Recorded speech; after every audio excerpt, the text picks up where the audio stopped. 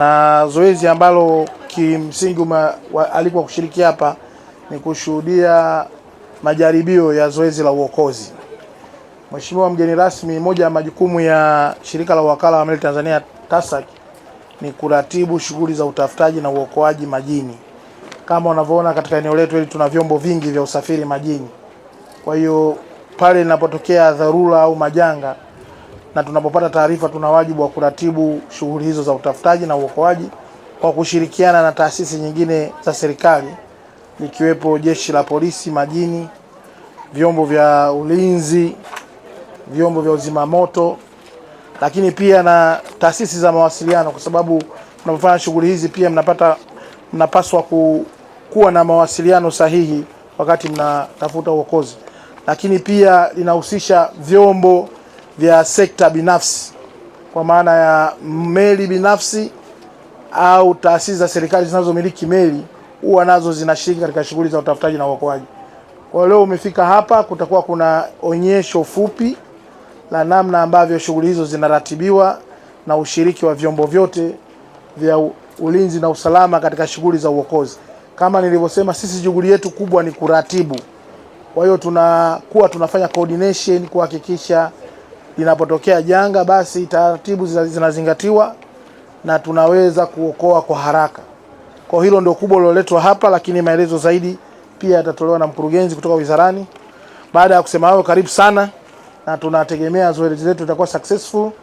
Kwa hivyo nimkaribishe mkurugenzi wa ulinzi, usalama na utunzaji wa mazingira, naye atoe neno fupi ili tuweze kuendelea na hatua zinazofuata. Karibu sana. Tumshukuru sana Mheshimiwa Rais wa Jamhuri ya Muungano wa Tanzania na tumpongeze Dr. Samia Suluhu Hassan.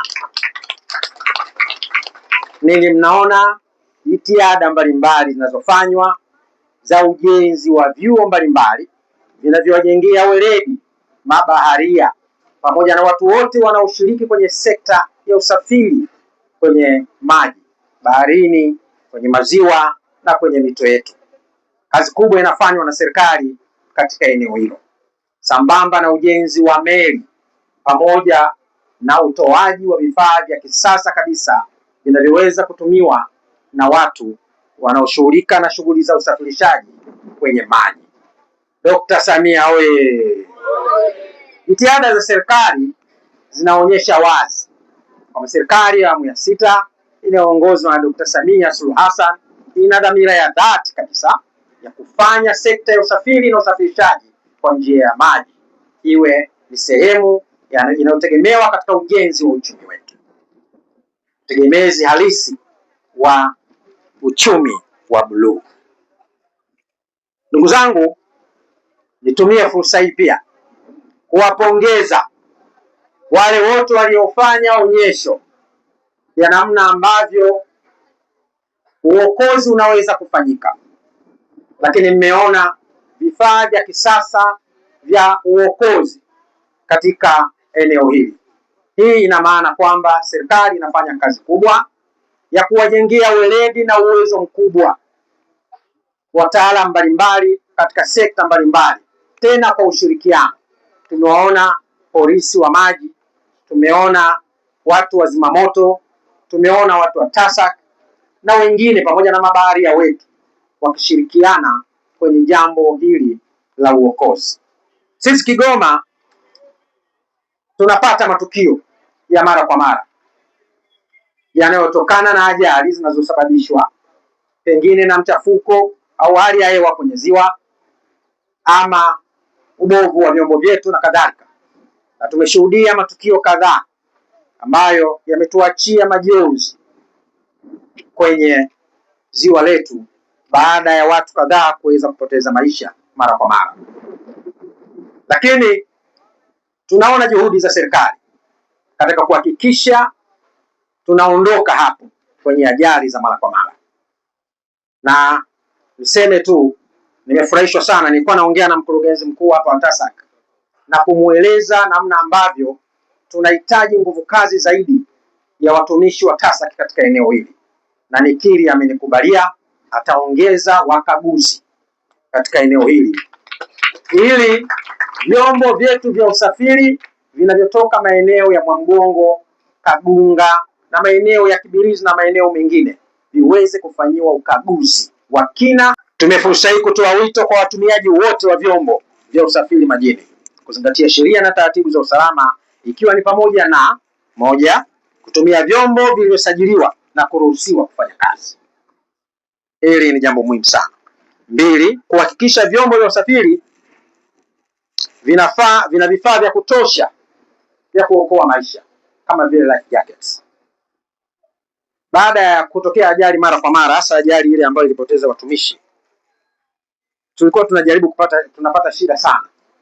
Ukienda kwa mfano, kuna eneo moja wanaita Kagunga, ama ukifika pale Kalalangabo, unaona hizi boti zimejaza watu, wanafurika, wamefurika kweli kweli, boti imekaa hivi, hakuna hata mmoja amevaa life jacket.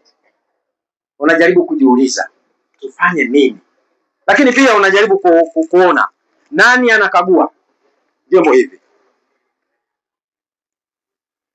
Ni wajibu wa TASAC, lakini hawana nguvu kazi.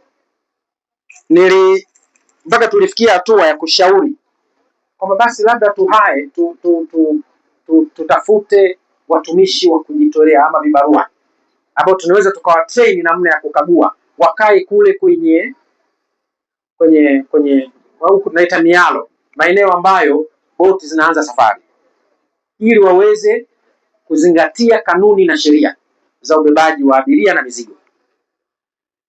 Lakini hatujafanikiwa bado. Kwa hivyo nina imani ukifanya hivyo ambavyo umeniahidi, basi tutakuwa tumepunguza changamoto kwa kiasi kikubwa sana kwenye eneo hili. Ndugu zangu, ni muhimu tukaepuka kupakia mizigo au abiria kupita kiwango kinachoruhusiwa. Sasa ili lazima liwe ni jukumu la kushirikiana, kwa sababu hata huyo mtumishi wa TASAC unataka akae hapo masaa 24, yani asipumzike? Wewe kumbuka, wewe ndio utazama na maji, wewe ndio utakapoteza maisha. Kwa hiyo lazima abiria, nyinyi mabaharia, tuzingatie kanuni pamoja na manahodha kufuatilia taarifa za hali ya hewa kabla ya kuanza safari. Hapo ndio kwenye shughuli hapo. Hili ziwa bwana, mimi naliogopa sana. Mara limetulia, mara limetibuka.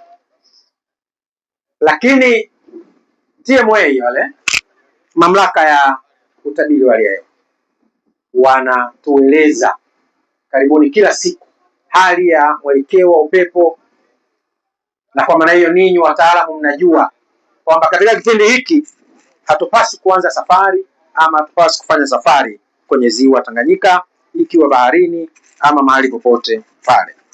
Kutoa taarifa mapema wanapoona viashiria vya hatari majini.